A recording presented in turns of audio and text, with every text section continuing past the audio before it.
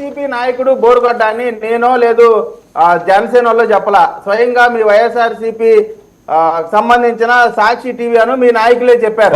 Point number 1.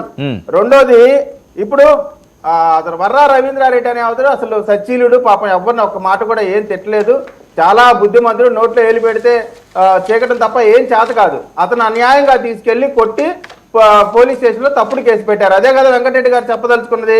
మరి వీటన్నిటిని ఏం చెప్తారు? వీటన్నిటిని ఏం చెప్తారు చెప్పండి? ఏం చెప్తారు? ఏంటది? వెంకటరెడ్డి అన్నకి చెమటలు పట్టించిందంటే దాని సత్తా మామూలుగా ఉండదు. ఇంతకీ చెమటలు ఏ డాష్ లో పెట్టినది వెంకటరెడ్డి, కారుమూరి బ్రో, జాగ్రత్త బ్రో ఇలాంటి వాళ్ళతో. వెంకటరెడ్డికి చెమటలు పట్టించిన జనసేన వీర మహిళ. టీడీపీ పోన్ స్టార్ ఆత్మహత్యాయత్నం, చంద్రబాబు జైలుకి వెళ్ళడం, స్వాతిరెడ్డి మనస్తాపం.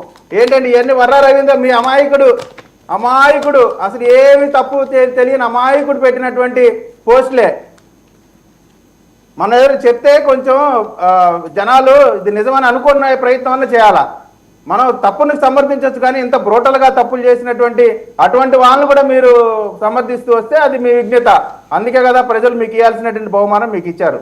నేనేం చెప్తా అంటే అండి, గతంలో వారు చేసిన తప్పుల ప్రకారం 5 సంవత్సరాల్లో చేసిన తప్పుడు వెధవలందరినీ కూడా 1 by 1 అరెస్ట్ చేసుకుంటూ వస్తున్నాం.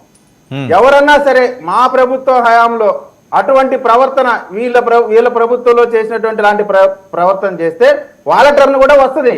1 by 1 అందరికీ తప్పు చేసిన అందరికీ టర్న్ వస్తుంది. దాంట్లో ఎవరేం ఆశ్చర్యపడాల్సిన అవసరం లేదు, బాధపడాల్సిన. మీలాగా మేము దున్నపోతు మీద వాన పడ్డట్టు నోట్లో నుంచి ఒక్క మాట కూడా రాకుండా ఎంత తప్పుడు మాటలు మాట్లాడినా సరే ప్రభుత్వం స్పందించుకున్నటువంటి పరిస్థితి మా దగ్గర లేదు. మేము ఖచ్చితంగా స్పందిస్తాము. ఇక్కడ వెంకటరెడ్డి గారు ఓన్లీ వర్రా రవీంద్రారెడ్డి ఒక్కరి దాంతోనే అంతా బుల్డోస్ చేసి వెళ్ళిపోదాం అంటే కుదరదు. మీ మంత్రులు ఎమ్మెల్యేలు ఇవాళ మీరు చెప్తా ఉన్నారండి. ఇవాళ అంబటి రాంబాబు గారు పట్టాపురం స్టేషన్కి వెళ్తే అక్కడ ఉన్న SHO ఆయన దగ్గర కంప్లైంట్ తీసుకొని ఆయనకి ఎక్నాలజ్మెంట్ రాసి ఇచ్చాడు.